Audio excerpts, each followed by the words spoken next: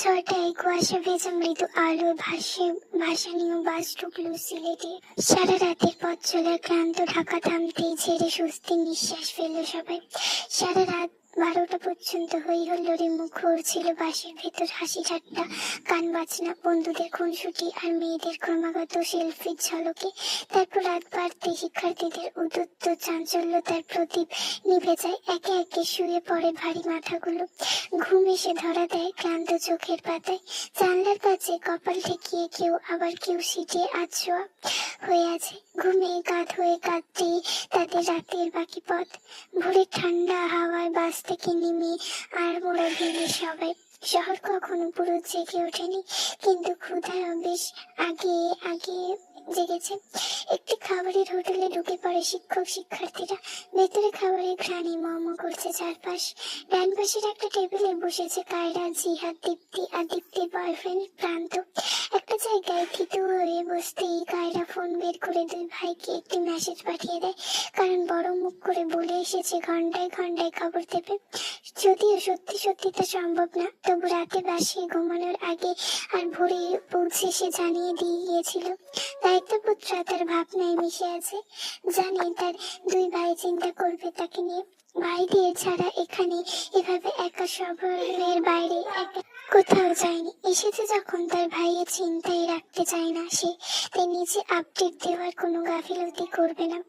দীপ্তি কায়রার ফোনের স্ক্রিনে লক্ষ্য করে, কায়রার দিকে তাকিয়ে হালকা হেসে বলল, জানিস কায়রা, তোকে দেখে মাঝে মাঝে আমার খুব আফসোস হয়। এমন দুই ভাই কেন যে নেই আমার।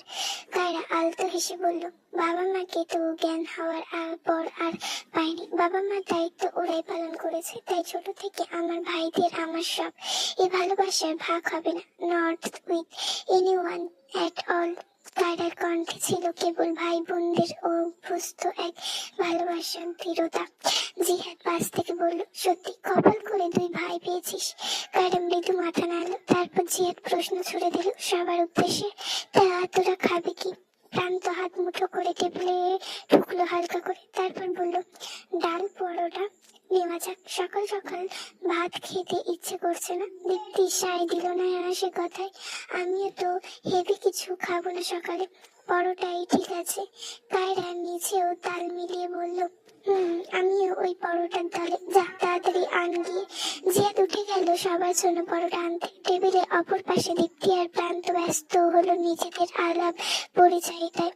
সেই ফাঁকে কায়রা চোখ ঘুরে বেড়াতে লাগলো হোটেলের ভেতর। বিশানকে অন্য হয়ে খুঁজছে কায়রার ব্যাকুল দুটি চোখ। পরক্ষণে বিশানের অবস্থায় টের পেল কায়রা। সামনে দুই টেবিলের আগে বিশান সহ আরো 3জন শিক্ষক বসে আছে। কথাবার্তার ফাঁকে ফাঁকে খাওয়া দাওয়া করছে তারা। কায়রা তো সেই থেকে তাকিয়েছিল, দৃষ্টি সরায়নি, প্রায় হা করে দেখছিল বিশানের সামনে খাবার রেখেও। কিন্তু আচমকাই চোখাচোখি হয়ে গেল কায়রা আর বিশানের। বিশান খাবার হাত থেমে গেল মুহূর্তে। কিছুক্ষণ অদ্ভুত থমথমে ভাব। অবশ্য বিশান আগে চোখ নামিয়ে নিল। ওই দুটো চোখকে খুব অদ্ভুত লাগে বিশানের। এই মেয়ের চোখ দুটো হুটহাট অস্বস্তিতে ফেলে দেয় ওকে। কি অদ্ভুত দৃঢ় চাহনি, ভার্সিটিতে প্রায় অনুভব করে সে। ওই অদ্ভুত চোখ দুটো সব সময় তাকিয়ে তারা করে, এমনি ক্লাসও এমনি ভঙ্গিতে তাকিয়ে থাকতে থাকতে চোখ দুটো কি ক্লান্ত হয় না? না, অযথা চোখকে কেন দোষ দিচ্ছে বিশান? দোষটা কি শুধু চোখের মালিকের ইচ্ছেতেই তো অন্যকে অস্বস্তিতে ফেলার মতো দৃষ্টি নিক্ষেপ করছে? মালিকটা একেবারে যাচ্ছে তাই। মেয়েটা দূরে বসে তাই ধমকটাও দিতে পারছে না মনের শান্তির জন্য। উপায়ন্ত না পেয়ে নিজের অযথা অনাহিত ভাবনাকে ধমক দিয়ে আবার খাওয়ায় মন দিল বিশান। বাইরে কখন সকাল একটু একটু করে উজ্জ্বল হচ্ছে, আলো ছড়াচ্ছে চারিদিকে। সামনে আরো 2.5 ঘন্টার পথ পেরিয়ে জাংফলং পৌঁছাবে তারা। অনেকটাই দীর্ঘ পথ। খাওয়া দাওয়ার পর কিছু শিক্ষার্থীরা আবার যার মতন বাসে উঠেছে। ঠিক 8টায় বাস ছাড়ার কথা, কিন্তু এখন ঘড়িতে দেখাচ্ছে 7টা 40। তাই সময় থাকায় খাওয়া দাওয়া শেষ। কিছু শিক্ষার্থী হেঁটে বেড়াচ্ছে ফাঁকা রাস্তায়, কিছু শিক্ষার্থী আবার হেসে গল্প করছে নিজের মধ্যে। কায়রা ধীরে ধীরে বাসে আস্তে এগোতে লাগলো, দেখলো পিশান স্যার ফোনে কলে মাত্রই শেষ করে দাঁড়িয়ে আছে সেখানে। মনে হলো হয়তো বাড়ির কেউ ফোন করেছে। কায়রা পেছন থেকে যতটা সম্ভব সম্মিত কণ্ঠে বলল, হ্যাপি ভ্যালেন্টাইন ডে স্যার। পিশান চমকে পেছন ফিরে তাকালো, কায়রার দিকে ছোট ছোট চোখ করে তাকিয়ে বলল, আমাকে কেন বলছো? আশ্চর্য, আর এমনিতেও ভ্যালেন্টাইন ডে তে কাল ছিল।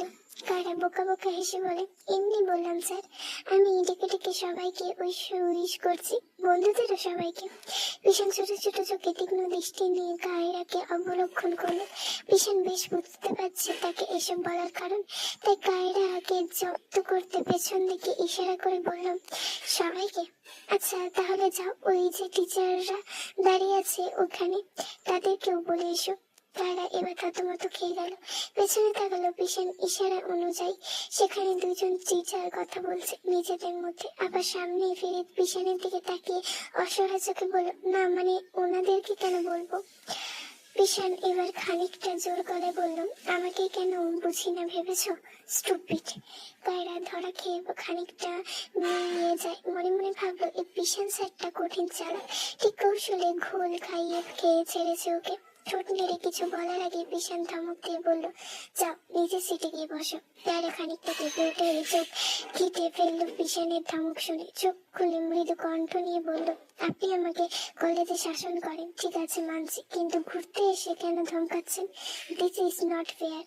পিশান রাগী গলায় হিহি করে বলল, তোমার স্টুপিডিটির কাছে এভরিথিং ইজ ফেয়ার, আর কথা আর একটাও কথা নয়, যাও। কায়রা আবার কিছু বলতে যাবে, তখন পিশান চোখ গরম করে তাকায়। পিশানের অগ্নি দৃষ্টি দেখে কায়রা আর কিছু বলল না। অগত্যা ভাঙা মন নিয়ে বাসে উঠে নিজের সিটে বসে পড়ল। কিছু সময়ের জন্য ড্রাইভার সবাইকে হাঁক ছেড়ে ডাক দিয়ে বসে উঠতে বলল। একে একে সবাই বাসে উঠে বসলো। যাত্রা শুরু করলো জ্যাক লয়েনের দিকে। দূরে পাহাড়ের ঘন সবুজ আর নদীর কলতাল কায়রার মনকেও হালকা করে দিল। ধীরে ধীরে ধমক আর গোফানো কথায় স্মৃতির গায়ে চাপা দিয়ে মিশতে লাগলো নতুন দিনের রঙে। যদিও এমন ধমকে পাত্তা দেওয়ার মেয়ে কায়রা একদমই নয়। অবশেষে 8 ঘন্টার দীর্ঘ যাত্রার পর শিক্ষার্থীরা পৌঁছে গেল কাঙ্ক্ষিত গন্তব্যে। প্রকৃতির অপার সৌন্দর্যে কোলে আশ্রিত জাংফলং এ চারপাশে ছায়াময় পাহাড়, বিশাল নীল আকাশ আর পাহাড়ের মাঝ দিয়ে আঁকানো সেতু। নিচে শুধু পাথর আর পাথর, মসৃণ কঠিন ভিন্ন ভিন্ন সাদা রঙের পাথর।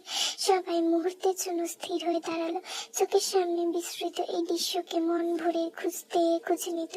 কায়রাও প্রথমবার এখানে এসেছে। আশেপাশে ছোট ছোট স্টল গুলো ঘুরে ঘুরে তাকিয়ে দেখছিল সে। চোখে স্মৃত বিস্ময় আর মুখে প্রশান্তির ছোঁয়া। এবার বন্ধুদের সঙ্গে সবাই নিজেদের মতো করে ঘোরার অনুমতি পেল। শর্ত একটাই, বাসে ফেরার ঠিক সময় আসতে হবে সবাইকে। তবে প্রতিটি দল একজন শিক্ষক ছাড়া রয়েছে শিক্ষার্থীদের নিরাপত্তার জন্য। শিক্ষক বাছাইয়ের সময় কায়রা চট করে বলে, আমাদের দলে পিশান স্যারকে দেওয়া হোক। এমন উচ্চস্বরে বলে পিশান সহ বাকিরা অদ্ভুত চোখে কায়রার দিকে তাকালো। কায়রা তখন দীপ্তি দিয়ে ইশারা করলো তার কথায় সায় দিতে। ইশারা বুঝে দীপ্তি মেকি হাসি দিয়ে তাল মেলালো। ও হ্যাঁ, আমার পিশান স্যারকেই চাই। দীপ্তি আবার জিহাদ ও প্রান্তকে ঠেলে বলল, যার ফলে ওরাও বলল, হ্যাঁ স্যার, আমাদের দলে জয়েন করুন প্লিজ। পিশান দীর্ঘশ্বাস ফেল, মুখে হালকা হাসি দিয়ে বোঝালো সে রাজি। এদিকে গেল জিহাদকে দিকে প্রস্তুত হলো সে কায়রার দলকে গাইড করার জন্য। কায়রা ভেতর আনন্দে উদ্দীপ্ত, খুশিতে একবার গত সে। এই ভেবে এবার সে আরো কিছু সময় কাটাতে পারবে পিশান স্যারের সঙ্গে। বিজয়ী হাসি তার মুখে ফুটে উঠলো। এরপর সবাই হাঁটতে লাগলো সামনের দিকে। পাথরের উপর দিয়ে ধীর গতিতে ঝর্ণার প্রবাহের দিকে এগুলো সবাই। পানি স্বচ্ছতায় প্রতিটি পাথর চকচক করছে। পানিগুলো এত স্বচ্ছ যে পানির নিচে পাথরও দেখা যাচ্ছে। পিশান হাঁটতে হাঁটতে চারপাশে নজর রাখছিল। তার প্রত্যেকটি দৃষ্টি রেখা শিক্ষার্থীদের নিরাপত্তার কারণে নিবদ্ধ। কায়রা বুদ্ধি করে পিশানের পাশে হেঁটে যাচ্ছিল। কায়রার পাশে দীপ্তি, তার পাশে দুজন অন্য দুজন শিক্ষার্থী। শিক্ষকরা কেউ কেউ ভিন্ন স্টলে এসে থামছে। হঠাৎ কায়রা রাস্তার ধারের একটা স্টল থেকে পেছনে স্ট্রবেরি জুস কিনে নিল। পিছনের দিকে জুসটা বাড়িয়ে দিয়ে ইয়ার্কি সুরে বলল, খাবেন স্যার? পিশান ভ্রু কুঁচকে কিছুটা বাঁকা দৃষ্টি নিক্ষেপ করে কায়রার দিকে। তা দেখে কায়রা মেকি হেসে বলল, আচ্ছা খেতে হবে না, মজা করছিলাম। এভাবে তাকান কেন? পিশান ঠোঁট গোল করে একটা দীর্ঘ নিঃশ্বাস ছেড়ে দিল। তারপর হেঁটে একটা স্টলের সামনে দাঁড়ালো পিশান। সে মেয়ের জন্য হ্যান্ড, ছেলের জন্য চকলেট আর বোনের জন্য হাতে বানানো ব্যাগ নিল। কারণ তারা আগেই বলে রেখেছিল বারবার করে সব ঠিক মতো আনতে হবে পিশানের। কায়রা সেসব লক্ষ্য করে জুস খেতে খেতে হাসি মুখে জিজ্ঞেস করলো, বাচ্চাদের জন্য নিচ্ছেন এসব? পিশান শুধু ছোট্ট করে বলল, কায়রা তার মতো করে সেই স্টল থেকে ভাবির জন্য হ্যান্ডব্যাগ এবং বড় ভাইয়ের জন্য একটি শাল নিল। কারুরের জন্য ট্রাউজার, প্যান্ট এবং সাবানের প্যাকেট কিনলো প্রায় 20টার মতো। ব্যাগে সব ভরে রাখার সময় পিশান তা লক্ষ্য করে একটু অবাক স্বরে বলল, এত সাবান কার জন্য নিচ্ছ? স্ট্রেঞ্জ। কায়রা হেসে উত্তর দিল, ছোট ভাইজানের জন্য। সে বলেছে উল্টো পাল্টা কিছু না কিনে শুধু সাবান আনতে। পিশান মাথা দুই পাশে হতাশ ভাবে নাড়িয়ে বলল, তোমার মতনই অদ্ভুত তোমার ভাইজান। তা সব সাবানই কেন? কায়রা আলতো এসে বলল, দাম কম তাই। এগুলো তো আসলে ইন্ডিয়ান সাবান, বাইরে থেকে নিলে কমপক্ষে 100 টাকার কম মিলবে না। এখানে প্রতি পিস 10 টাকা করে। এজন্য ভাইজান আমাকে আলাদা করে টাকা দিয়ে দিয়েছে। পিশান সাবান প্যাকেট দেখতে দেখতে বলে, ও ওকে, তাহলে এক কাজ করি, আমিও কিনি। কোয়ালিটি কম কেমন ওগুলোর? এমনিতে পিশান তেমন একটা কথা বলে না কায়রার সাথে, আজ বলছে। তাই কায়রা উচ্ছ্বসিত হয়ে বলল, দামে কম মানে ভালো, নিন নিন। পিশান স্বাভাবিক ভাবে জিজ্ঞেস করে, তুমি ইউজ করছো নাকি আগে? কায়রা তখন নিজের জন্য একটা পুতুল দেখছিল, ছোট্ট পুতুল। সেটা দেখতে দেখতে পিশানের প্রশ্নের উত্তর বলে, না তো। পিশান অবাক হলো, এই মেয়ে কি না জেনে কনফিডেন্টলি ভুলভাল বকছে। তাই কায়রার এরূপ বোকামিতে পিশান দাঁতে দাঁত চেপে বলে, তাহলে কনফিডেন্টের সঙ্গে ভুলভাল কথা আগেই বলছো কি করে? আহাম্মক কোথাকার। বোকা শুনে কায়রার মাথা চুলকে হালকা বোকা বোকা হাসি ছুড়ে বলল, এই স্যারের সামনে এলে মাঝে মাঝে বলদা মার্কা কাজ করে বসে কায়রা। দিন যাচ্ছে আর এইসব বাড়ছে। মূলত কাছের মানুষের কাছে কায়রা বারবারই আহ্লাদি, তাই দুই ভাইয়ের কাছে তো আরো বেশি। এইদিকে পিশান নিজের সাবান কিনলো প্রায় 10টার মতো। ইউজ করে না হয় দেখতে কেমন, এমনিতেও দাম কম, তাই 10টার মতো নিয়েছে, খুব একটা লস হবে না। এরপর পিশান ছাত্রছাত্রীদের দিকে উদ্দেশ্য করে বললে, ওই পাশে চলে আসতে। এইবার যারা যারার মতন সুবিধা অনুযায়ী কেনাকাটা করে। কিছু শিক্ষার্থীরা তার স্যারের পেছনে পেছনে এগোতে লাগলো। বাকিরা নিজেদের মতো ছিল। সত্যি বলতে এরা সবাই প্রাপ্তবয়স্ক। হাত ধরে ধরে তো আর নিয়ে যাওয়া সম্ভব নয়। নিজেদের ভালো মন্দ বোঝার বয়স প্রত্যেকেরই হয়েছে। তবুও পিশান একজন শিক্ষক হিসেবে যথাযথ দায়িত্ব পালন করছে। আর কায়রা তো কায়রাই, সে পিশানের সাথে সাথেই আছে, একটু এইদিক সেদিক চায়নি। এমনি বন্ধুদের কাছেও না, যদিও তারা নিজেদের মতো ব্যস্ত। এরপর সবাই ধীরে ধীরে ঝর্ণার প্রভাবের দিকে এগোলো। ঝর্ণার পাশে পৌঁছে দেখা যাচ্ছে অনেক পানির নৌকা, কারো ঘুরে বেড়াচ্ছে। সেই দিকে এক ঝলক দেখে পিশান হাঁটু গেড়ে বসে জুতো খুলে ফেললো। তারপর প্যান্টের নিচটা দুই ভাঁজে ফ্লোট করে উন্মুক্ত পায়ের পাথরের উপর দিয়ে হেঁটে গিয়ে শেষমেশ বড় একটি পাথরের উপর স্থির হয়ে বসলো। ধপধপে ফর্সা পা দুটো পানিতে ডুবিয়ে রেখে ঠান্ডা জলে পা রাখতে শীতলতা অনুভব করলো পিশান। পেছনে শিক্ষার্থীরা ছবি তুলছে, হাসি ঠাট্টা আনন্দ করতে ব্যস্ত। কায়রা তার কেনাকাটায় ব্যাগ জিহাদের হাতে দিয়ে এসে এগুলো পিশানের দিকে। এইভাবে পিশানকে বসে থাকতে দেখে দূর থেকে কায়রা মানুষটার অগোচরে কয়েকটা ছবি তুলে নেয়। কিন্তু পিশান তা খেয়াল করলো না, কারণ সে অন্য ধ্যানে ডুবে আছে। সে স্থির নিশ্চল চোখে সামনে তাকিয়ে আছে। এইভাবে কিছুক্ষণ পাশ ফিরে তাকে কায়রাকে দাঁড়িয়ে থাকতে দেখে বলল, এইদিক সেদিক না গিয়ে চুপ করে বসো কোথাও। কায়রা একটু সামনে গিয়ে বসতেই যাচ্ছিল, কিন্তু হঠাৎ একটি পিছনে পাথরে পা লেগে পড়ে যেতে গেলে পিশানে বলিষ্ঠ হাত মুহূর্তেই তাকে ধরলো। ওইভাবে বসে সে এক হাত দিয়ে কায়রার ভার সামলালো, ওকে থিতু করতে। কায়রা দাঁড়িয়ে থাকা অবস্থাতে পিছলে ঝুঁকে গিয়েছিল। শক্ত হাত পেয়ে খামচে ধরে পড়তে পড়তেও নিজেকে সামলে নেয়, যার ফলে সামান্য খামচি লাগে পিছনের হাতে। বড় বড় নখ বসে যায় পিছনের বাহুতে, আরেকটু হলেই সোজা পানিতে গিয়ে পড়তো।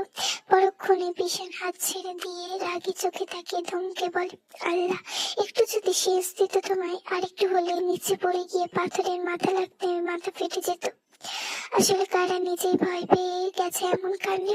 ধমক খেয়ে কায়রা গুটিসুটি খেয়ে ধিমি আওয়াজে বলল, সরি, মানে বুঝতে পারিনি কিভাবে কি। পিছন তাচ্ছিল হেসে মুখ ফিরিয়ে নিয়ে বলল, বুঝতে পারবে না কি তুমি একচুয়ালি শুধু প্রেম ভালোবাসা বোঝো। কায়রা মাথা নিচু করে নিল। পিছনের কাছ থেকে একটু দূরে অন্য একটি পাথরে বসলো, বিপরীত পাশে মুখ ঘুরিয়ে পিছন দীর্ঘশ্বাস ফেললো আর শীতল গলায় জিজ্ঞেস করলো, বাড়িতে কে কে আছে তোমার? কায়রা মুখ তুলে পিছনের দিকে তাকালো। এতক্ষণ সে মাথা নিচু করে অপরাধ বোধ, কারণ পিছনের মেজাজ খারাপ করে দেওয়ার জন্য তো কায়রাই দায়ী হয় সবসময়। এই যে ধমকগুলো দেয়, এগুলো তো অকারণে বা অযথা নয়, কায়রার অবুঝপনা আর হঠকারিতার জন্য। এটা কায়রা নিজেই জানে, তাই মন খারাপ করে ভারাক্রান্ত মুখে এইসব ভাবছিল সে। পিছন আবার একটু জোরেই বলল, কিছু জিজ্ঞেস করেছিলাম আমি। কায়রা মাথা তুলে ধীরে বলল, দুই ভাই, ভাবি আর আমি। পিছন পাশ ফিরে তাকিয়ে শান্ত স্বরে বলল, বাবা মানে? কায়রা মাথা নাড়ালো পাশাপাশি। ছটফটে ভাবটি হুট করেই হারিয়ে গেছে তার। পিছন মাথা নিচু করে একটা শ্বাস ফেলে আরো ধীরে বলল, আমারও নেই। কাশি আজ দেরি করে ঘুম থেকে উঠেছিল। কায়রা বাড়িতে নেই। কায়রা আপু এখনো বাড়িতে ফেরেনি। বাড়িতে পুরো ফাঁকা, শুধু মা ছেলেই রয়েছে। তাই সকালটা এক প্রকার অলসতায় কেটেছে বলা যায়। তবে সংসারের নিত্যদিনের কাজের থেকে অবসর নেই। রান্না বান্না করে গায়ানকে খাইয়ে দিয়ে খেলার জন্য বিছানায় বসিয়ে রেখে কায়েসি বারান্দায় গিয়ে কিছুক্ষণ অলস ভঙ্গিতে পায়চারি করলো। কায়রাবের অপেক্ষায় না সময় পার করতে কে জানে। সময়টা ধীর গতিতে এগোচ্ছে নাকি কায়েসি বড্ড ছটফট করছে জানা নেই। অপ্রত্যাশিত চলন থামিয়ে আবার ভাবতে শুরু করলো, এবার কি করা যায়। দুপুরের রান্নাটাও শেষ হয়ে গেছে অনেক আগে। এখন কি করবে সে? তখনই মনে পড়লো বই পড়া যাক। ভাবনার বাস্তবায়ন করতে যাওয়ার আগে কায়রানকে সে বলে গিয়েছিল ফুপির ঘরে যাচ্ছে, তাকে যেন আবার এলোমেলো ভাবে না খোঁজে। এই বলে কায়সি ধীর গতিতে কায়রার ঘরের দিকে এগোলো। কায়রার রুমে সাজানো গোছানো একটি ছোট্ট লাইব্রেরি ছিল, যেখানে হরেক রকমের বইয়ের সমাহার। সেখান থেকে একটা শুধু রঙা প্রসঙ্গের বই বাছাই করলো কায়সি। চকচকে নতুন বইটাকে উল্টে পাল্টে প্রচ্ছদন দেখলো সে। অদ্ভুত ভাবে আকর্ষণীয় লাগছে। ঘোড়ার উপর বসা একজন রাজার হাতে তরোয়াল, এক কভার, এমন কভার। বইটির নাম রাজহিংস, বঙ্কিমচন্দ্র চট্টোপাধ্যায়ের লেখা। প্রচ্ছদ দেখার পর ক্রমেই পড়ার কৌতূহল বেগ তীব্র হচ্ছে তার। বইটি নিয়ে সে ডিভানে আরাম করে বসলো। পাতাগুলো উল্টে পাল্টে ঘ্রাণ নিয়ে নতুন বইয়ের ঘ্রাণ কাশির বড্ড প্রিয়। ছোটবেলায় নতুন বই কিনলে আগে এভাবে ঘ্রাণ নিত সে। এবার প্রথম পৃষ্ঠায় পড়া শুরু করে নিমগ্ন হয়ে গেল কাহিনীতে। কিন্তু হঠাৎই পরিচিত এক পুরুষালী কণ্ঠ ভেসে এলো, ডাক, কাশি। কাশি বই থেকে দৃষ্টি সরে মাথা তুলল, দেখলো কায়রা ভেসেছে। তার মুখটা কেমন ম্লান লাগছে, ক্লান্তি লেগে চোখ মুখে, হয়তো দীর্ঘ সময় যাত্রার ফল। কাশি কিছু বলার আগেই কায়রা ধীরে নিঃশব্দে কাশির কাছে এগিয়ে এলো। আকস্মাৎ ভাবে তার বলিষ্ঠ বাহু ধরে কাশি শীর্ণ কায়ের দেহকে বন্দি করলো এক নিমেষে। হুট করে স্বামীর কাছে অপসাচীন ভাবে আবৃত করলো কাশি। ঘটনা বুঝতে পারেনি, হকচকিয়ে তাকালো। তখন মাথা ঠেকিয়ে কাশি কায়রাবের বুকের সাথে লেপটে। কিছুক্ষণ পর কাশি শক্ত বাহু বন্ধন হতে মুক্তি পেয়ে ধীরে গলায় জিজ্ঞেস করলো, কি হয়েছে, সব ঠিক আছে তো? হঠাৎই আমাকে মুখের বাক্য শেষ করতে না দিয়ে কায়রা মৃদু গলায় বলল, বউকে জড়িয়ে ধরতে কি কারণ লাগে? আর যদি কারণ চাও তাহলে বলতে পারি। কাশি অদ্ভুত চোখে তাকালো, কোনো ভাব ছাড়াই বলল, আপনি সচরাচর আমার সাথে এমন করেন না, তাই হঠাৎ এমন করার আমি ভাবলাম। কায়রা তীর চোখ হেসে কায়েসের গালে হাত রেখে মৃদু গলায় বলল, হ্যাঁ বুঝেছি, তাহলে কারণটা শোনো। 18 ঘন্টা বউ এর থেকে দূরে ছিলাম, এই তাই আর ছিল না। এই যে চার্জ করে নিলাম, এখন ভালো লাগছে। কায়েসি এবার বুঝলো লোকটার এমন কাজ কারবারের কারণ। কুচকানো ভ্রু সোজা হয়ে গেল। তাই মেকি এসে অবজ্ঞাত সুরে বলল, ফ্ল্যাটিং লাইন বলছেন, লাভ নেই, পড়বো না এভাবে। তো কিভাবে পড়বে বলে যাও। কাশি ফারিহার ড্রয়িং টু ডিয়ার দিস। আজ কবি কথাবার্তা বাদ দিয়ে খেতে আসুন। কাশিকে বিরক্ত করতে পেরে হু হু করে আবার সেই গা জ্বালানো হাসিটা ছুড়ল কায়রা। কাশি সে সব শুনে এক মুহূর্ত সেখানে না দাঁড়িয়ে রান্নাঘরে চলে গেল। আর মনে মনে বলল, এই লোক যদি চুপচাপ থাকতো তাহলে বরং সন্দেহ হতো তার। এখন আবার নিজের প্রতি অসভ্যতা সত্ত্বে ফিরে এসেছে বদলোক। তো সবকিছু এবার স্বাভাবিক লাগছে। এসব ভেবে তরকারি গরম করতে করতে কাশি ভারী নিঃশ্বাস ফেললো। আগে ভাগে রান্না করায় দুপুরের ভাত ঠান্ডা হয়ে এসেছিল। কাশি ওভেন থেকে মাত্রই গরম করে আনলো কায়রাবের জন্য। টেবিলে একপাশে শুদ্ধ গরম করা তরকারি দপ্তরা জড়িয়ে যাচ্ছে। কায়রাব চেয়ারে বসে কায়রানকে কোলে নিয়ে দুপুরের খাবার খাচ্ছে। মাঝে মাঝে ছোট ছোট লোকমা তুলে দিচ্ছে কায়ানের মুখে। কায়ান আজ তার বাবার কাছে খাবে। কায়ানের জন্য কম ঝাল দিয়ে রান্না করা শিং মাছটা নিজের প্লেটে নিয়ে মাছের কাঁটা বেছে অতি সাবধানে বাচ্চাটাকে খাইয়ে দিচ্ছে কায়রাব। কায়ান আজ বারবারের মতন শান্ত বাচ্চা হয়ে রয়েছে বাবার কাছে। কায়ান তার বাবার কাছে দুর্বৃত্তানটা ঠিক দেখায় না। এরপর ভদ্র বাচ্চা হয়ে থাকে। ওর সব দুরন্তপনা ওর মা আর চাচুর কাছে। টেবিলের পাশে আরেকটা চেয়ারে বসে কায়েসি নিঃশব্দে বাবা ছেলে সুন্দর দৃশ্যটা দেখছে।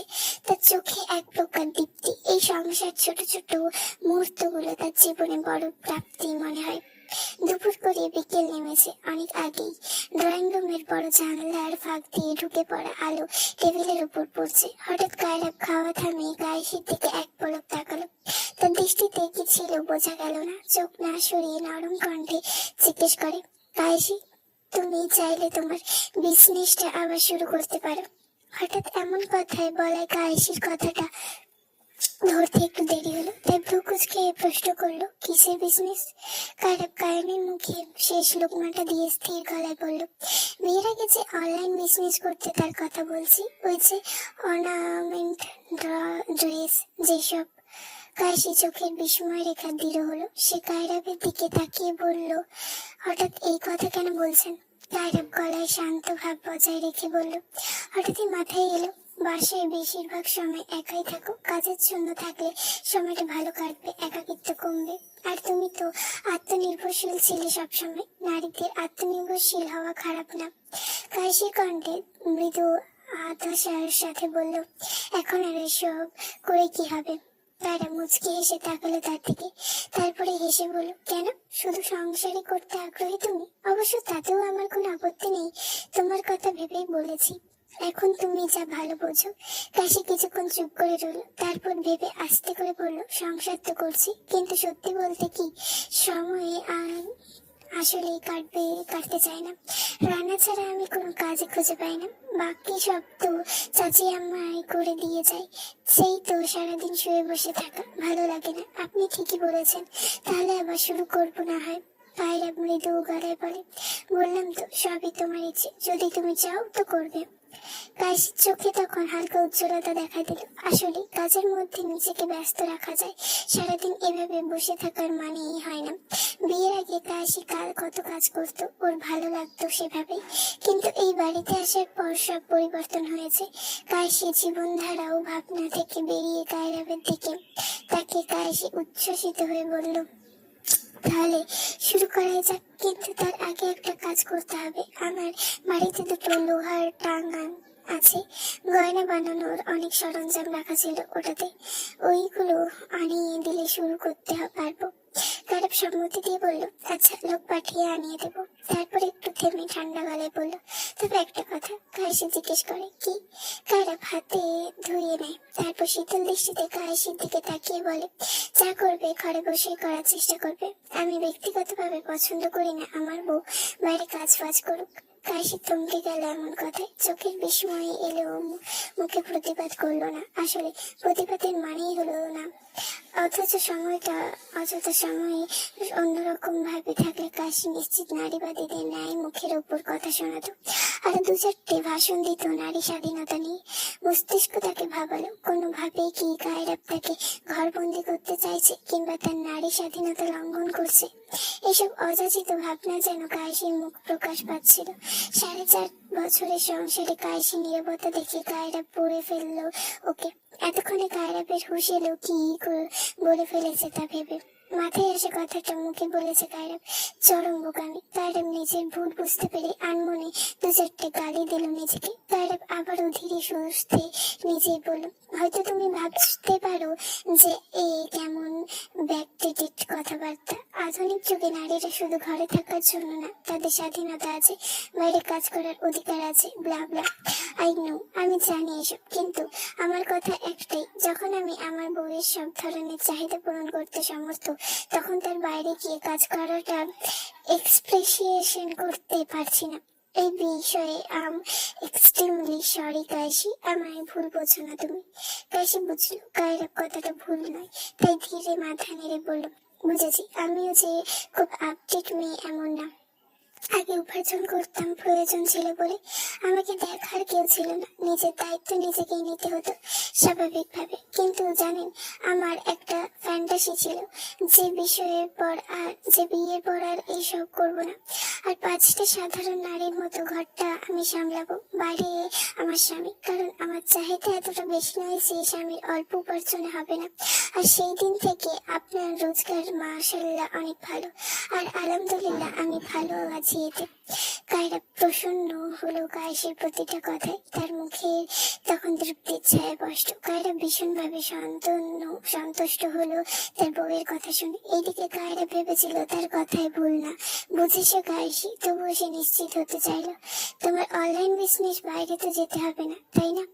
কাশি হালকা এসে বলল, না, আমি এবার শুধু হ্যান্ডমেড জুয়েলারি নিয়ে শুরু করার কথা ভাবছি। ড্রেসের কথা পরে ভাবা যাবে, তবে কিছু কাঁচা মাল লাগবে। মালি চাচাকে লিস্ট দিয়ে দিই, তৈরি এনে দিতে পারবেন। আমি ঘরে বসে বানাবো, পার্সেল রেডি করব, ডেলিভারি ম্যান এসে নিয়ে যাবে, ব্যাস, আমার বাইরে যাওয়ার প্রয়োজন নেই। কায়রাপ মাথা নেড়ে প্রসন্ন হেসে বলল, তাহলে ঠিক আছে, এতে আমার কোনো আপত্তি নেই। কাশি আলতো হাসলো, তার চোখে নতুন করে জেগে উঠলো পুরোনো দৃশ্য। তবে এবার তার সংসারের আঙ্গিনার ভেতরে কায়রাপ বউয়ের দিকে তাকে মৃদু প্রশান্তি অনুভব করলো।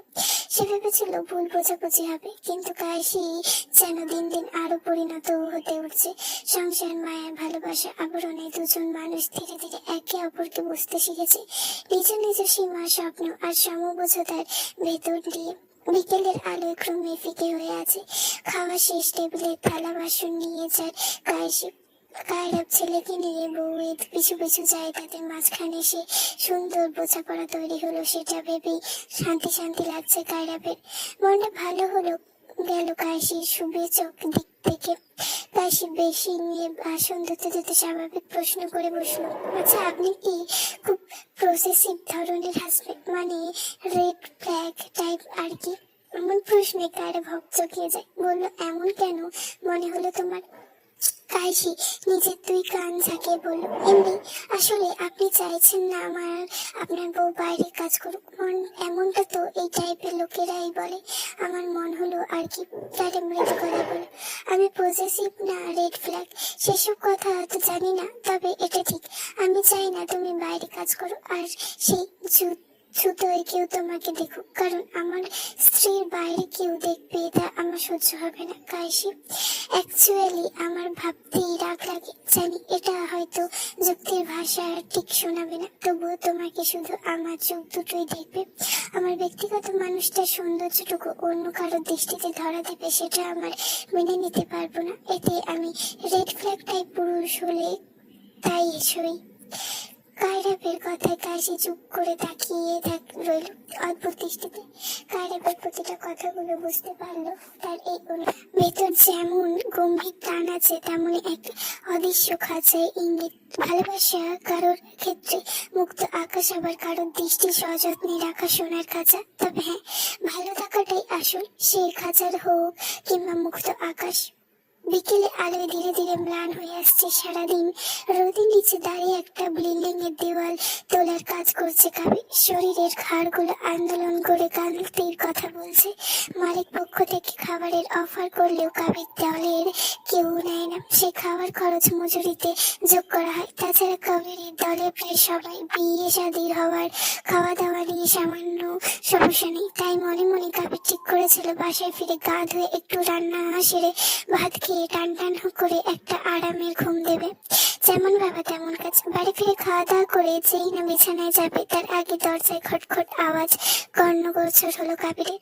শব্দটা কাবিরের টনক নাড়ালো। তাই ত্রস্ত পায়ে দরজায় দিকে এগিয়ে গিয়ে খুলতেই থমকে দাঁড়ায় কাবির। কারণ এই সময় সামনের মানুষটি অপ্রত্যাশিত। দরজার সামনে প্রীতিশা দাঁড়িয়ে আছে। কাবির কশ্মিন কালে ভাবেনি এমনি এই বিকেলে এভাবে তার বাসার সামনে এসে দাঁড়াবে। মেয়েটা পরনে হাঁটু পর্যন্ত ঢিলে ঢালা গোলাপি টি শার্ট, গলায় সাদা স্কার্ফ ঝোলানো। আসলে বাচ্চা মেয়ে একটা, কিন্তু চেহারা কেমন শুকনো শুকনো লাগছে। কাবিরের স্ত্রী তাকিয়ে থাকা দেখে প্রীতিশা ভ্রু কুঁচকে বলল, এখানে দাঁড় করিয়ে রাখবে নাকি সারাদিন? ভেতরে তো আসতে বলো। কাবির হকচকিয়ে সরে দাঁড়ালো, বলল, ওহো হু, আসো, ভেতরে আসো। প্রীতিশা ভেতরে ঢুকে হাতের দুটো বই বিছানায় রাখলো ব্যস্ত ভঙ্গিতে। তারপর দপ করে নিজেও বসলো শেখায়। এরপর জোরে একটা নিঃশ্বাস ফেলল। বুকের ভেতর জমে থাকা অস্থিরতার ভারটা একটু হালকা হলো বোধহয়। কাবির ভ্রু উঁচিয়ে তাকালো। কাহিনী কি? হুট করে আমার বাসায় আইলা যে, কি হয়েছে? প্রীতিশা চোখ কুচকে খানিকটা রাগ দেখে বলে, কেন? তোমার বাসায় এসেছি বলে অসুবিধা হচ্ছে নাকি? হলে বলো, চলে যাচ্ছি। এমন কথায় কাবিরের হুড়মুড় করে বলে উঠল, আরে বেরি খেপো কেন? আমার বাসায় তোমার চরো ধুলি পড়েছে, এটাই তো আমার মেয়ের সৌভাগ্য। আইছো, ধীরে সুস্থে বসো, আমার কোনো অসুবিধা নেই। উল্টো ভাল লাগতেছে না। এই কথা বলে কাবির দুষ্টুমি করে হে হে ধরনের হাসি হাসলো। তা দেখে প্রীতিশা সরু চোখে তাকালো। কাবির তখন অন্যদিকে তাকিয়ে মাথা চুলকানো অবুঝ বালকের ন্যায়। প্রীতিশা এবার নিচে থেকে বলতে শুরু করে, হয়েছে কি জানো, বাড়িতে হুট করে আত্মীয় স্বজন এসেছে সকালে, মানে কাজিনরা আর কি। আজ রাত অব্দি আড্ডা চলবে। সারাদিন ফুরসত পেলাম না পড়ার। বাচ্চারা এসেছে, দৌড়াদৌড়ি করছে, হইচই করছে, মানে আজকে ভরা বাড়ি হয়ে গেছে। পড়ার মতো পরিবেশ নেই। কাউকে বলতেও পারছি না নীরব থাকতে। এক কাজিনকে দায়িত্ব দিয়ে এসেছি, সে সামলাবে বাকিদের। ভাবছিলাম আমার বান্ধবী ইসরাতের বাসায় যাব, কিন্তু ফোনে পাচ্ছি না ওকে। তারপর মনে হলো তোমার বাসা তো আরো কাছে, আর এখানে ডিস্টার্ব করার কেউ নেই, তাই স্কুটি নিয়ে একটানে চলে এলাম। কাবির ধীরে মাথা নাড়ালো, ভালো করেছো। তারপর চোখ গেল প্রীতিশার এলোমেলো চুলের দিকে। তাই প্রীতিশাকে হেসে বলল, আগে মাথা আছড়াও, পাকলি পাকলি লাগছে তোমাকে। এই বলে ড্রয়ার থেকে একটা চিরুনি এগিয়ে দিল প্রীতিশার দিকে। প্রীতিশা দ্বিমগ্ন না করে আয়না না খুঁজে মোবাইলের কালো স্ক্রিনটা নিজের ছায়া দেখে মাঝখানে স্থিতি করে চুল আঁচড়ালো। হুড়মুড়ে বাঁধা এলোমেলো চুলগুলো গুছিয়ে খোপা করলো। তারপর চারপাশে তাকিয়ে বলল, আচ্ছা কোথায় পড়া যায় বলো তো, মানে বসবো কোথায়? কাবির ছোট্ট ঘরটায় আশেপাশে তাকালো। 2 রুমের ঘর তার। কাবির রুমে একটা খাট, একেবারে ড্রয়ার ও ড্রয়ার, প্রয়োজনীয় ফার্নিচার ছাড়া শৌখিন কোনো কিছু নেই। টিনের কোনায় পাটি গুটিয়ে রাখা, এক কথায় সাদা মাটা একটা ঘর। তবে প্রীতিশার ভালো লাগলো। প্রীতিশা টেবিল জাতীয় কিছু না পেয়ে বিছানা দেখিয়ে বলল, আচ্ছা কাবির, বিছানায় পড়ি তাহলে।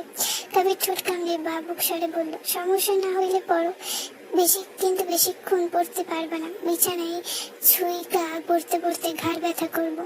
প্রীতিশা মাথা নেড়ে বলল, তাও ঠিক। প্রীতিশা হঠাৎ করে বিছানায় বসলো ওভাবে। তারপর প্রিন্সিপাল অব ম্যানেজমেন্ট বইটা হাতে পড়াগুলো দেখে আরো হতাশ হলো সে। উফ কাবির, আমি এই সাবজেক্ট কিছু পারি না। কালকে পরীক্ষা, অথচ পড়া হচ্ছে না, কি যে হবে আমার। প্রীতিশা বাড়ত গলে ঠোঁট উল্টে বলল কথাগুলো। আতঙ্কিত হয়ে হাত দিয়ে চোখ কামড়ে কামড়ে তুলছে। তার বড্ড চিন্তা হচ্ছে কালকের পরীক্ষাটা নিয়ে। ফেল হয়ে যাওয়ার মতো অবস্থা। সারাদিন কিছুটি পড়া হয়নি। এখন বিকেল 4টে। তবে প্রীতিশা অন্তত আর যাই হোক ফেল করতে চায় না। শুধু নিজের জন্য নয়, তার ভাইয়ের সম্মানের প্রশ্ন জড়িয়ে আছে এতে। ভাবতে ভাবতে সে অসহায় চোখে তাকালো কাবিরের দিকে। কাবির বুঝলো সব। মেয়েটার এই অস্থিরতা, পড়ালেখার চাপ কিছুই তার চোখ এড়ালো না। তাই একটু ভেবে বলল, আচ্ছা চিন্তা করো না, এক কাজ করো, তুমি আমার বারান্দায় পড়তে বসো। বাতাস আইতেছে, দেখে সুন্দর আবহাওয়া আছে আজকে, পড়ার মন বসবো, আসো। প্রীতিশা তাই করলো। বইপত্র গুছিয়ে নিয়ে বারান্দায় চলে গেল কাবিরের পথ অনুসরণ করে। বারান্দাটা খোলা, গ্রিল নেই কোনো, সামান্য ধুলো পড়ে আছে মেঝেতে। মনে হলো অনেকদিন কেউ এখানে আসে না। কাবির ঝাড়ু দিয়ে এক পাশে ধুলো পরিষ্কার করে একটা মেজ স্টেপ পেতে দিল। উপর পড়ার টেবিলের বক্সি হিসেবে দিল একটি ছোট্ট টেবিল, যেটাতে কাবির নিজে বসে খাবার খায়। একটা প্লেট আর গ্লাস রাখার মতো জায়গা রয়েছে এতে। সেখানে অনায়াসে প্রীতিশা একটা বই এঁটে যাবে। প্রীতিশা বই টেবিলে রেখে একটা দীর্ঘশ্বাস নিয়ে বসে। কাবিরের কথায় স্বস্তি পেয়ে মনে হলো দুশ্চিন্তার গুমটটা একটু হলেও হালকা হয়েছে। তাই আত্মবিশ্বাসের সাথে বই খুলে পড়া শুরু করে সে। পড়তে পড়তে মাঝে সে বলল, শোনো কাবির, এগুলো তো রিটেন পড়া, শুধু মুখস্থ করবো। এটা করে অধ্যায় শেষ করে আমি নিজেই পড়া দেব তোমায়, শুধু তুমি একটু শুনবে ভালো করে, ওকে? কাবির এমনিতেও বাড়িতে এখন কোনো কাজ নেই, তাই প্রীতিশাকে সময় দেওয়াই যায় এই ভেবে সম্মতি জানিয়ে মাথা নাড়ল কাবির। বাচ্চা ন্যায় বলল, আচ্ছা পড়া দিয়েও শেষ হইলে আমি শুনবো না। এরপর কাবির একটু দূরে ম্যাজিস্ট্রেটের শেষ প্রান্তে আধশোয়া হয়ে বসে যায় দেওয়াল ঘেঁষে। খানিকটা সময় পেরোলো এভাবেই না থাকতে পেরে একটু কাঁধ হয়। শোয়ার ভঙ্গিতে এক হাত ভাঁজ করে মাথাটা হাতের তালুতে রেখে প্রীতিশায় পড়া দেখছিল সে। প্রীতিশা পড়া শেষ হলে হাত নাড়িয়ে নাড়িয়ে ক্রমাগত পড়া দিয়ে যাচ্ছিল তাকে। কখনো ব্যথা, কখনো সংক্ষিপ্ত ব্যাখ্যা। প্রীতিশার সকল জ্ঞান এখন শুধুমাত্র পড়াশোনায় নিবৃত্ত। এদিকে কাবির স্থির চোখে তাকিয়ে আছে গোলগাল মেয়েটার দিকে। তবে পড়া শুনছে নীতি প্রীতিশাকে দেখতে না বোঝা গেল না, কিন্তু ওকে দেখে খুবই মনোযোগী শ্রোতা লাগছে, যেন খুব গুরুত্বপূর্ণ কাজ এটা। প্রীতিশার মুখ নিশ্চিত বাক্যগুলো শোনো। হঠাৎ করেই অনুভব করলো বুকের বা পাশটা চিনচিন করছে কেমন যেন। কাবির চেষ্টা করলো না ব্যথাটার প্রকাশিত করার। হোক না এমন ব্যথা, একটা সুখ অনুভূতি, আবেশ। চোখ দুটো মিশনি খানেকের মতো বুঝে আবার তৈরি হলো প্রীতিশার দিকে মনোযোগ। সন্ধ্যা ঠিক 7টা। আকাশের গায়ে ম্লান কমলা রঙের শেষ আছাড়। সারাদিনের হাসি মাখা মুখ থেকেও ক্লান্তি নেমে এসেছে চারিদিকে। ট্যুরের শেষ বিকেলটা কারোর মনে শেষ হতেই চাইছিল না। বন্ধুদের সঙ্গে হাসি, নির্ভর আড্ডা, ছোট ছোট দুষ্টুমি, সব মিলে দিনটা ছিল রোদেলা স্মৃতির মতো উজ্জ্বল। কারার মনও ছিল প্রশান্ত। প্রায় 1 ঘন্টার মতন বিশাল স্যারের সাথে কথা হয়েছে সে পাথরে বসে। যদিও পরিবার পরিজন নিয়ে কথা হয়েছে, তবে কায়রা অবাক ছিল পুরোটা সময়। কিন্তু মনটা অচেনা ভালো লাগায় ভরে গিয়েছিল বিশানের এই স্বাভাবিকতায়। এমন সময় বিশান শিক্ষকের উদ্দেশ্যে ডাক দিল ভারী কণ্ঠে, dear student, after 15 minutes we'll get on the bus, so over way, back up with backpack and there union other will gets. কথাগুলো শুনে দলবদ্ধ কোলাহল একটু শৃঙ্খলায় বাধা পড়ল। এবার সবাই ব্যস্ত হলো গোছাগোছি। সে ব্যাগের চাইন টানতে গোছানো শেষ। কেউ বোতল পানি ভরছে, কেউ শেষবারের মতো ছবি তুলছে প্রকৃতির দৃশ্যে।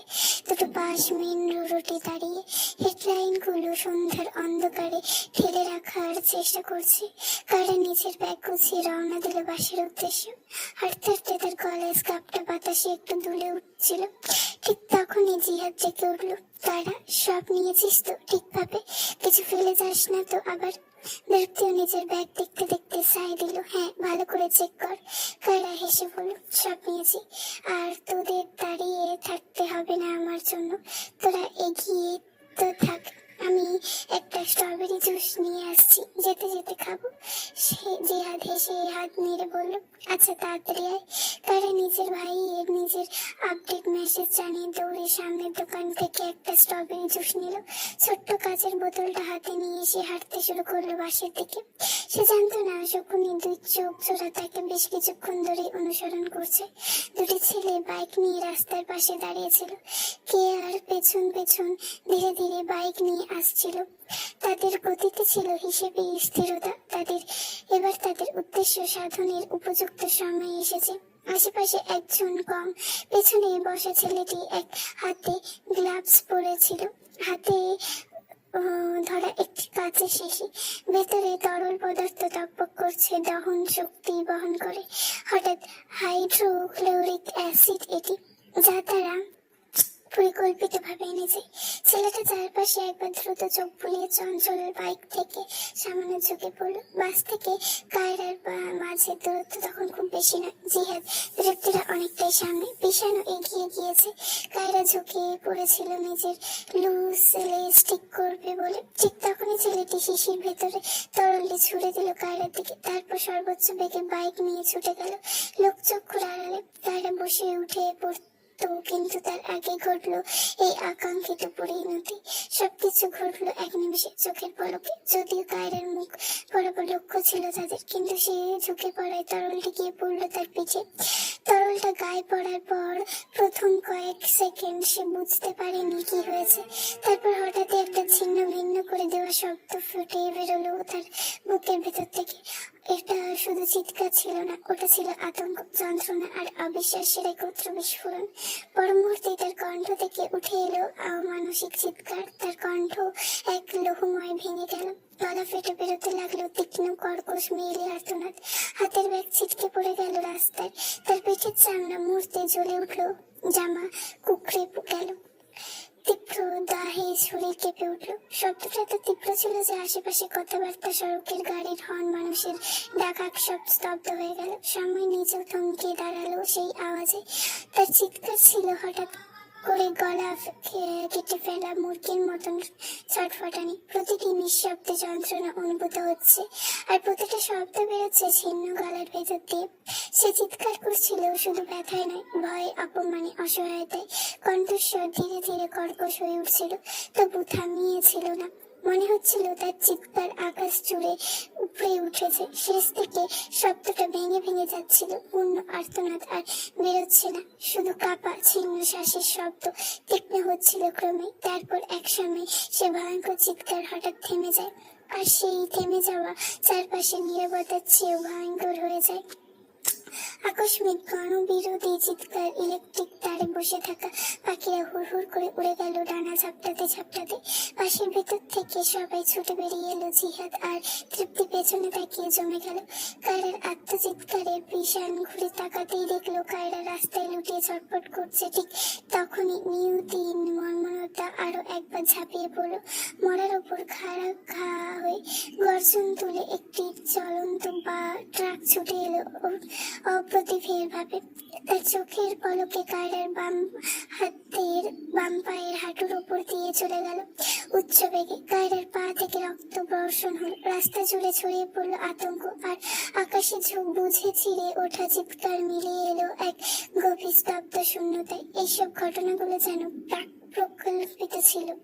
পিছনের হাত থেকে ব্যাগ পড়ে গেল। পৃথিবী এক মুহূর্তে শব্দহীন হয়ে গেল তার কাছে। পিছন স্তব্ধ হয়ে যায়, হুশ জ্ঞান লোপ পায় ওর। তারপর হুশ ফিরলে সে দৌড়ে গেল কায়রার কাছে। তারপর আতঙ্কে কান্না, চিৎকার, কেউ মুখ চেপে ধরেছে, কেউ কাঁপছে, কেউ বুঝে উঠতে পারছে না কি করবে। এতক্ষণে জিহাদ, তৃপ্তি সহ অন্যান্য শিক্ষার্থীরা ভিড় করেছে ঘটনাস্থলে। কায়রার পিঠের উপর গেলে কুচকে গেছে, পা থেকে গালগোল থেকে পড়া লাল রক্ত, আর দগ্ধ ত্বকের পিশিকা রাস্তার ধুলোর সঙ্গে মিশে গেছে। তার শরীর যন্ত্রণায় কাঁপছে, শ্বাস কেঁপে কেঁপে উঠছে। তারপর হঠাৎই সেই কণ্ঠরোধ করা আর্তনাদ থেমে গেল। সে অচেতন হয়ে পড়লো পিছনের বুকে।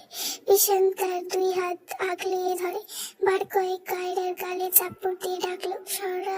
সাড়া আসলো না। এবার ভীষণ কাপা গলায় বিকারগ্রস্তের ন্যায় চিৎকার করে উঠল, অ্যাম্বুলেন্স কল করো, কুইক।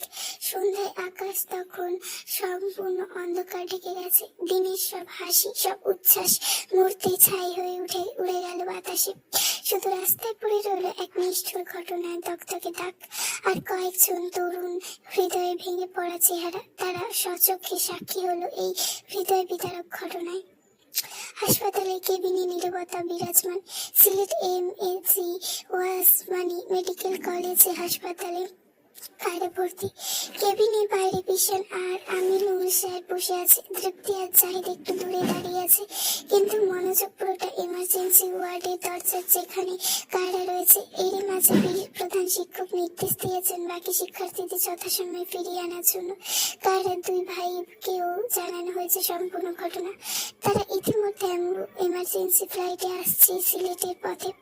ততক্ষণে সংবাদ মাধ্যমে ঘটনাটি ছড়িয়ে পড়েছে ব্রেকিং নিউজে। মর্যাদা পেয়ে হেডলাইন পুরো শহরে আকাশ ঢেকে দিয়েছে। এমপি কায়রাব তাজওয়ান খানের বোন অ্যাক্সিডেন্টে দগ্ধ। বড় বড় অক্ষরে লেখা এই শিরোনামে সবার নজর পড়েছে, কিন্তু হেডলাইনের আড়ালে লুকিয়ে আছে বিশৃঙ্খলা, বিভ্রান্তি এবং অজাগিত ত্বকের ঝড়। কায়রার সঙ্গে জড়িয়ে পড়া গুজব মুহূর্তে ছড়িয়ে পড়েছে সামাজিক মাধ্যমে। মানুষ একে অপরের কণ্ঠে ছায়ার অনালাইন ফিরে একটুখানি সত্য আর অনেক অন্ধবিশ্বাস মিশিয়ে খবর ছড়াচ্ছে। কেউ বলছে কেউ এটি প্রেম সংক্রান্ত সম্পর্কের ফল, আবার কেউ আঙুল তুলছে রাজনৈতিক বা পারিবারিক যুক্তিতে। কিন্তু এইসব অনুমান শুধু কল্পনার খেলা, বাস্তবের সঙ্গে কোনো মিল নেই। শহরের মানুষ কেউ শিউরে উঠে খবর জেনে, কেউ কৌতূহল চোখ বড় করে, কেউ আবার কবল থমকে দাঁড়ায় খবর শুনে। যদিও এইসব ঘটনা অনহর ঘটছে এই দেশে, এমপির বোন হওয়ায় আজকের ঘটনা রেওয়াজের একটু বেশি। এদিকে কায়রার পাশে থাকা মানুষদের মনে হাহাকার। বাড়ির লোকেরা না জানে কি অবস্থায় আছে। তারা জানে খবরের অদূরগুলো কখনো সত্যের সঙ্গে যায় না, কিন্তু এর ভেতরে ঢুকে পড়া অযাচিত শব্দ, হাহাকার এবং অপূর্ণ বোধ সব মিলে নিস্তব্ধতার মধ্যে একটা গভীর চাপ সৃষ্টি করছে তাদের মধ্যে।